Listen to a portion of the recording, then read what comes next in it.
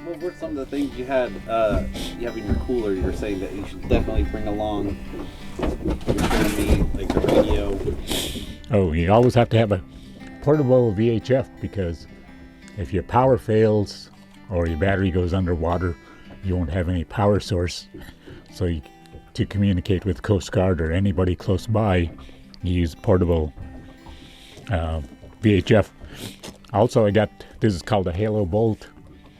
It's also, it jumps the battery if your battery goes dead. It'll charge 2 cell phones, and it's got a plug-in. I like this one because the plug-in, you can put a heating pad in there and then turn it on medium and it'll last 2 hours. So you can stay warm if it's cold out, and it's got an LED light on it. That's some of the things you keep with you. And also, you want to bring a waterproof bag so that if you do go overboard, you'll have the bag with you that windproof matches, and also space blanket and flashlights with spare batteries. So you never know. It could be daylight when your boat fails, and so you have to go ashore. Could be nighttime by then, so you have to have some source of light to see where you're at. So some of the basic things you need to carry that's required with the Coast Guard is you need a fire extinguisher, you need flares, an air horn, and they say a whistle, but if you're like hour, 2 hours away from home, no one's going to hear that whistle when you're blowing it. But it's a requirement you got to have. You got to have life jackets for each person on board, and you need to also have a cushion so that you can tie a rope on it and throw it to someone if they're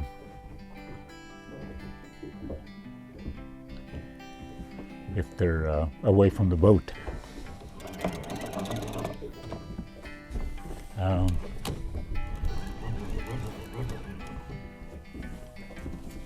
One of the experiences I had it must have been about 5-6 years ago. On this boat, I was taking a couple people out fishing, and it was a nice day like this, and we went out to Dollhead. Little did I know there was a 5-inch plate in the back by the main engine, and it's getting shallow. I was doing some work on the bilge, and I had to go on an EMS call. Forgot to put the cover back on, so they showed up when I got back, so we loaded up, towed the boat out, and launched it. We get out there fishing, and we get the lines in the water, but because all of us are in the back, the water starts seeping into the boat, and the bilge pump couldn't keep up with it. Pretty soon we had water inside the cabin here that's normally no water in here. So I only had the one battery, and so I told him, I said, well, you better put life jackets on, because if we sink, it's better to have the life jackets on. I think it was like 2 in the afternoon, and we must have been 5 minutes into fishing. All of a sudden the water just started coming up on deck. So I told him, once it goes under, we want to get away from the boat because it's going to suck you under when it goes under. There was a boat about 5 minutes away. Once the boat sank, the bow had airlock in it, so it had about 4 feet of it sticking up. That boat seen us go under, so when it sank, we all had extra tufts on, and they kicked theirs off because it was pulling them under.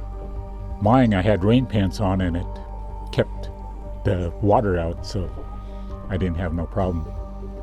The boat pulls alongside of us, and the boat sinks in 120 feet of water, so it dry up on the shore.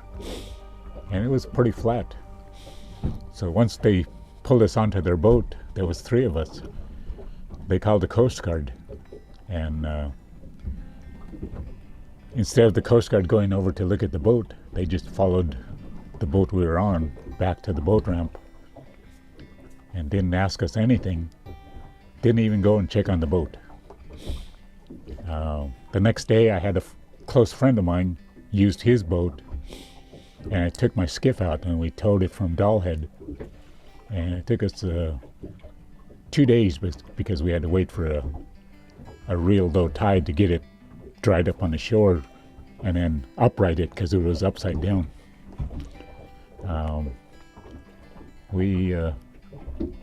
It was about midnight on the second day. The tide was going out, so we had one of those big truck jacks. And once it dried up on the beach, we didn't have much time before the tide started coming back in. We started jacking it up and putting blocks under as we raised it up. Once we got it on the side, we jacked a little more, and then it started rolling over. And we plugged up the holes that was leaking. And I didn't lose much in the boat because everything was inside the cabin. By 5:30 in the morning, we had it uprighted, and the tide was coming in.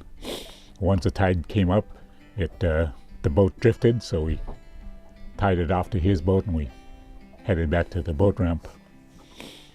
And we took it into the shop, and they flushed all the engines, and we managed to save them all. Wow. So that was a 2-stroke 175 Yamaha. But it didn't last long, so I ended up having to buy a new one. But it was pretty scary at the time.